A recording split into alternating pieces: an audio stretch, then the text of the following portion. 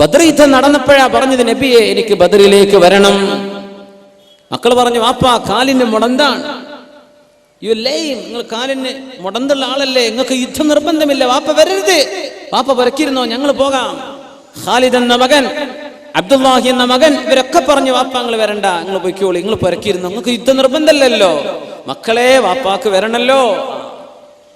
വാപ്പാരൊക്കെ പറയും, ഇങ്ങനെ ഖുർആൻ ക്ലാസ്സിന് പോകണമെന്നോ വേദന കേൾക്കണമെന്നോ. മക്കൾ, വാപ്പ നിങ്ങൾക്ക് വയ്യാത്തല്ല, വാപ്പ നിങ്ങൾ പുറക്കിരുന്നോ, വാപ്പ എന്നാ എനിക്ക് പോയേ പറ്റൂ, അങ്ങനെ ഉണ്ടാവില്ലേ? സുബ്ഹാനല്ലാഹ്. ബദർ യുദ്ധം കഴിയുകയും ബദരീങ്ങളുടെ മഹത്വം അല്ലാഹുവിന്റെ റസൂൽ പറയുകയും ചെയ്തപ്പോ അംർ ഇബ്നുൽ ജമൂഹ റളിയല്ലാഹു അൻഹു കരഞ്ഞുകൊണ്ടിരുന്നു. ഉഹദ് യുദ്ധം വരുന്നുണ്ട് എന്ന് കേട്ടപ്പോ പറഞ്ഞു, നബിയേ, ഉഹദ് എന്ന യുദ്ധം, ഇനിയൊരു യുദ്ധം നടക്കാനുണ്ടെങ്കിൽ എന്റെ കാലിന്റെ മുടന്തിന്റെ പേരിൽ എന്നെ തടഞ്ഞു വെക്കാൻ മക്കൾ അനുവദിക്കരുത് നബിയേ. എന്റെ മക്കളോടങ്ങ് പറയണം, വാപ്പാക്ക് പോണമെങ്കിൽ വാപ്പ പൊയ്ക്കോട്ടെ, എന്നെ പോകാനൊന്ന് സമ്മതിക്കണം നബിയേ. മക്കളോട് പറഞ്ഞാൽ മതി നബിയേ. യാ അല്ലാ, ഗൾഫ് പോകാൻ അയക്കണം എന്നല്ലേ ഈ പറഞ്ഞതിനർത്ഥം? യുദ്ധത്തിന് പോകാൻ എന്നെ അനുവദിക്കണം. എന്താണ് ആ ഈമാനൊക്കെ? പടച്ചറബ്ബേ, നമ്മളൊക്കെ പറയും സ്വഹാബത്തിന്റെ കാലത്തൊക്കെ നമ്മളൊക്കെ ജീവിച്ചിരുന്ന വലിയ ഉഷാറായി പോയേനെ. ഇതൊക്കെ ആലോചിക്കണം. യുദ്ധത്തിന് പോകാൻ വേണ്ടി പറയുമ്പോൾ നമുക്കൊക്കെ പോകാൻ കഴിയോ? നമ്മളൊക്കെ ആ കാലത്തായിരുന്നെങ്കിൽ നമുക്ക് പറ്റുമായിരുന്നോ? സ്വഹാബത്ത് ചെയ്ത ത്യാഗം നമ്മളെ കൊണ്ട് പറ്റുമോ? ഉഹദ് യുദ്ധം നടക്കുമ്പോൾ മഹാനായ അംർ ഇബ്നു ജമൂഹ റളിയല്ലാഹു അൻഹു യുദ്ധത്തിന് പോയി ഷഹീദായി മുടന്തങ്കാലുകൊണ്ട് നബിയോട് പറയുമായിരുന്നു, നബിയേ, വല്ലാഹി എനിക്ക് കൊതി തോന്നുന്നു നബിയേ, അൻ അദ്ഖുലൽ ജന്ന, എനിക്ക് സ്വർഗ്ഗത്തിൽ കടക്കണം, ബിഅർജതി ഹാദി, എന്റെ കാലിലെ ഈ മുടന്തുകൊണ്ട് സ്വർഗ്ഗത്തിൽ കടക്കണം നബിയേ. നബി തങ്ങൾ പറഞ്ഞിട്ടുണ്ട്, ഷഹീദായതിന്റെ ശേഷം അംർ ഇബ്നുൽ ജമൂഹ് എന്നവർ മുടന്തങ്കാല് കൊണ്ട് സ്വർഗ്ഗത്തിൽ കയറി പോകുന്നത് ഞാൻ കണ്ടു എന്ന് റസൂലുള്ളാഹി സ്വല്ലല്ലാഹു അലൈഹി വസല്ലം. യുദ്ധത്തിൽ പോയി ഷഹീദായി. ഉഹദിലെ ഷഹീദാണ് അംർ ഇബ്നുൽ ജമൂഹ് റളിയല്ലാഹു തആല അൻഹു. ഉഹദ് യുദ്ധത്തിന്റെ പ്രത്യേകത, ഒരു ഖബറിൽ ഒന്നിലേറെ സ്വഹാബിമാരെ മറവ് ചെയ്തിട്ടുണ്ട്. ഉഹദിന്റെ താഴ്വര കണ്ടിട്ടില്ലേ, ജബൽ ഉഹദ്. അതിന്റെ താഴ്വരയിൽ ഹംസ റളിയല്ലാഹു അൻഹു കിടക്കുന്ന ഒരു വലിയൊരു ഹായിത്ത് ഉണ്ട്. ഇപ്പോൾ ഒരു കെട്ടിന്റെ ഒരു ബൗണ്ടറി, അതിൽ ഹംസ റളിയല്ലാഹു അൻഹു മറ്റ് പ്രമുഖരായ സ്വഹാബിമാരുണ്ട് അവിടെ. നമ്മൾ പറയാം, അവിടുത്തെ ഖബർ ഇപ്പൊ എന്തേ പൊന്തിക്കാഞ്ഞത്? സ്വഹാബത്തിന്റെ ഖബർ, അതല്ലെങ്കിൽ ജന്നത്തുൽ ബഖീഇലേത് ജന്നത്തുൽ മുഅല്ല, അവിടെ കിടക്കുന്നത് മുഴുവൻ വിഐപികളല്ലേ? എല്ലാരും വിഐപികളല്ല. ആരതപ്പോ പൊന്തിക്കുക? സ്വഹാബത്തിന്റെ കാലത്ത് എല്ലാരും. നമ്മുടെ ഉലമാ അള്ളാഹുവിന്റെ മഹത്തുക്കളായ ആളുകളെ അറിയപ്പെടണം. അത് സാധാരണക്കാരെ പോലെ ആയിപ്പോകരുത്. അതിനെ അടയാളപ്പെടുത്താൻ അത് ഉയർത്തിവെക്കാൻ പറഞ്ഞത്. അത് വേണ്ടെന്ന് പറഞ്ഞ ഹദീസുകൾ മുഴുവനും പഠിച്ച ഉലമാ അള്ളാഹുവിന്റെ മഹത്തുക്കളായ ആളുകളെ അറിയപ്പെടണം. അവരുടെ സിയാറത്ത് കൊണ്ട് മൻഫഅത്ത് വേണം. സ്വഹാബത്തിനോട് എന്തുകൊണ്ട് ചെയ്തിട്ട്? എല്ലാവരും വിഐപികളല്ലേ? ആരതപ്പോ പൊക്കെ എല്ലാവരും. അതുകൊണ്ട് ജന്നത്തുൽ ബഖീഉം ജന്നത്തുൽ മുഅല്ല ഒക്കെ അങ്ങനെ കിടക്കുന്നത്. അവരിൽ വിവിഐപി അഷ്റഫുൽ ഖൽഖ് റസൂലുള്ളാഹി സ്വല്ലല്ലാഹു അലൈഹി വസല്ലം അവിടുത്തെ സ്വഹാബയിൽ ഒരു ഖബറിൽ രണ്ട് സ്വഹാബിമാരെ കടത്തിയിട്ടുണ്ട്. ജാബിർ ഇബ്നു അബ്ദുല്ലാഹി റളിയല്ലാഹു അൻഹു പറയാണ്, എന്റെ വാപ്പ അബ്ദുല്ലാഹി ഇബ്നു അംർ ഇബ്നുൽ ആസ് റളിയല്ലാഹു അൻഹു ഷഹീദായത് ഉഹദിലാണ്. എന്റെ വാപ്പയെയും അംർ ഇബ്നുൽ ജമൂഹ് എന്നവരെയും ഒരു ഖബറിലാ മറവ് ചെയ്തത്. അന്ന് ജാബിർ തങ്ങൾക്ക് വയസ്സ് 18 17 വയസ്സാണ്. വാപ്പാനെ മറവ് ചെയ്ത് കണ്ടു. വാപ്പയെ താഴെ കിടത്തി, നേരെ മേലെയാ കടത്തിയത് അംർ ഇബ്നുൽ ജമൂഹ് റളിയല്ലാഹു അൻഹുവിനെ. ബഹുമാനപ്പെട്ടവര് മരിക്കുമ്പോ കൈ ഇങ്ങനെ നെറ്റിയിൽ പിടിച്ചിട്ടാണ് മരിച്ചത്. ആര്? ഷഹീദായത് അംർ ഇബ്നുൽ ജമൂഹ് റളിയല്ലാഹു അൻഹു. നെറ്റിയിൽ ഒരു അമ്പ് തറച്ചപ്പോ ആ അമ്പ് പിടിച്ചു വലിച്ചെറിഞ്ഞപ്പോ ശക്തമായ ചോര വന്നപ്പോ കൈ കൊണ്ട് ഇങ്ങനെ രക്തം ഇങ്ങനെ അടച്ചു പിടിച്ച് കിടന്നതാ. ആ കിടപ്പിൽ ഷഹീദായി അംർ ഇബ്നുൽ ജമൂഹ് റളിയല്ലാഹു അൻഹു. നമ്മുടെ ഉലമാ ഒക്കെ കിതാബുകളിൽ രേഖപ്പെടുത്തിയ പ്രബലമായ അർത്ഥശങ്കക്കിടമില്ലാത്ത സംഭവമാണ്.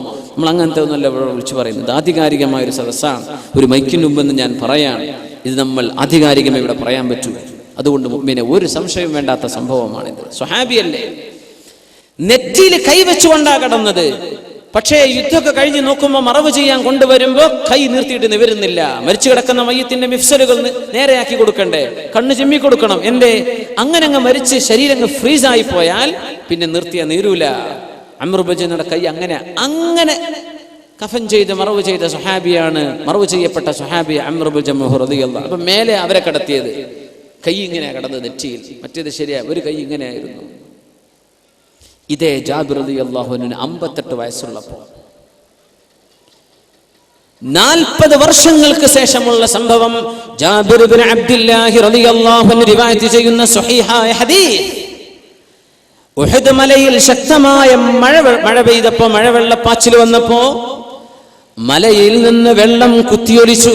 ഉഹദ് മലയിൽ നിന്ന് ആ വെള്ളം ഒഴുകി വന്നത് മഹാന്മാരായ സ്വഹാബിമാർ ഉഹദിലെ ശുഹദാക്കൾ കിടന്ന ഖബറിന്റെ മുകളിലൂടെയാണ്. വെള്ളം കൊണ്ട് ഒലിച്ചപ്പോ ഒരുപാട് ഖബറിന്റെ മേലത്തെ മണ്ണങ്ങ് നീങ്ങിപ്പോയി. ഒരുപാട് ഖബർ പുറത്തായി. നോക്കും അവരൊക്കെ അതേപോലെ കിടക്കുന്നുണ്ടെന്ന്. അതാ ഏറ്റവും വലിയ അത്ഭുതം. എല്ലാവരെയും എടുത്തു. സുബ്ഹാനല്ലാഹ്, എല്ലാവരും എടുത്തു, കൊണ്ടുവന്നു. രണ്ടാമത് കഫൻ ചെയ്യാൻ കൊണ്ടുവരിക. അങ്ങനെ ഖബർ തുറന്നതിലുണ്ട് എന്റെ ഉപ്പ അബ്ദുല്ലാഹി ഇബ്നു അംർ ഇബ്നുൽ അസിന്റെ ഖബറും റളിയല്ലാഹു അൻഹു. അംർ ഇബ്നുൽ ജമൂഹ് എന്നവരും കടന്ന ആ ഖബറും പുറത്തായിട്ടുണ്ട്. അംർ ഇബ്നുൽ ജമൂഹ് എന്നവരെയും എന്റെ വാപ്പയെയും രണ്ടാമതൊന്ന് കഫൻ ചെയ്യാൻ ഞങ്ങൾ കൊണ്ടുവന്ന് കിടത്തി. കൈ ഇങ്ങനെ ഒരു കുഴപ്പം. 40 കൊല്ലം കഴിഞ്ഞിട്ട്, 40 വർഷം കഴിഞ്ഞ് സ്വഹാബിമാരുടെ ശരീരത്തിന് ഒരു കുഴപ്പവും സംഭവിച്ചിട്ടില്ല. എന്താ ഉമ്മിനെ, എന്താണിത്? ഭൗതിക നിയമങ്ങൾ അല്ലാഹു പൊളിച്ചെഴുതുക. മണ്ണിൽ വെച്ച അലിയണം. ചിലത് അല്ലാഹു തൊടാൻ സമ്മതിക്കൂല. ചില മണ്ണുകളോട് പറയും തൊടണ്ട, അവിടെ കടന്നോട്ടെ. 2 ആയത്തിലാ ഖുർആൻ പറഞ്ഞത്. لا تحسبن الذين قتلوا في سبيل الله أمواتا بل أحياء عند ربهم يرزقون. അല്ലാഹുവിന്റെ മാർഗത്തിൽ ഷഹീദായി പോയ ആളുകൾ അങ്ങനെയാണ്. അവർ മരിച്ചവരാണെന്ന് വിചാരിക്കല്ല, ജീവിച്ചിരിപ്പുണ്ട്.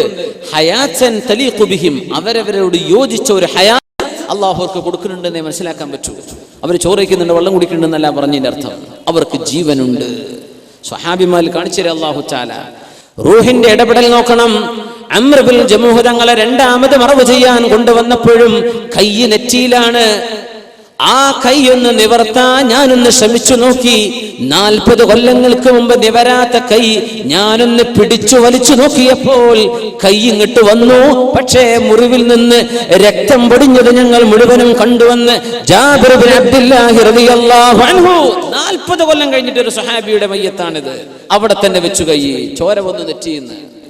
ഇതൊന്നും ഭൗതിക സയൻസിന് വ്യാഖ്യാനിക്കാൻ പറ്റൂല. ആലമിൽ ബർസഖിൽ അത്ഭുതങ്ങളാ. ചിലതൊക്കെ അല്ലാഹു കാണിച്ചു തരും. ലോകത്ത് നൽകുന്ന മുഴുവൻ നമുക്ക് കാണിച്ചു തരാൻ പറ്റുമോ? മുഅ്മിനീങ്ങൾക്ക് സാമ്പിൾ മതി. യുക്തിവാദിക്ക് ഞാൻ 1000 പറഞ്ഞു കൊടുത്താലും തിരിയൂല. അള്ളാഹു നമുക്കൊക്കെ ഹിദായത്ത് നിലർത്തി തരുമാറാകട്ടെ. അങ്ങനെ മറവ് ചെയ്തു രണ്ടാമത് ജാബിർ റളിയല്ലാഹു അൻഹുവിന്റെ വാപ്പയെ അംർ ഇബ്നുൽ ജമൂഹ് തങ്ങൾ. 40 കൊല്ലങ്ങൾക്ക് ശേഷം മഹാനായ മുആവിയ റളിയല്ലാഹു അൻഹു, ഖിലാഫത്ത് റാഷിദക്ക് ശേഷം ഭരിച്ച മഹാനല്ലേ എന്ന് പറഞ്ഞാൽ അഷ്റഫുൽ ഖൽഖ് സ്വല്ലല്ലാഹു അലൈഹി വസല്ലം തങ്ങളുടെ വഫാത്തിന് ശേഷം 50 വർഷങ്ങൾക്ക് ശേഷം ഭരണം നടത്തുന്ന 45 വർഷങ്ങൾക്ക് ശേഷം 40 വർഷങ്ങൾക്ക് ശേഷം ഇസ്ലാമിക ലോകത്ത് ഭരണം നടത്തിയ അമീർ മഹാനായ മുആവിയ ഇബ്നു അബീ സുഫിയാൻ റളിയല്ലാഹു അൻഹുമാ.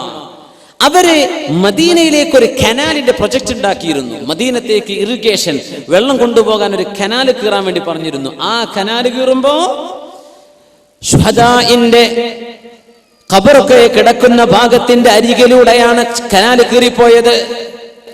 കീറി നോക്കുമ്പോ കനാലിൽ ചോര കാണുന്നു. സ്വഹാബത്ത് പണിക്ക്, താബിഈങ്ങൾ ജീവിച്ചിരിക്കുന്ന കാല, സ്വഹാബികളുള്ള കാലമാണ്. പണിയൊക്കെ നിർത്തിവെച്ചു.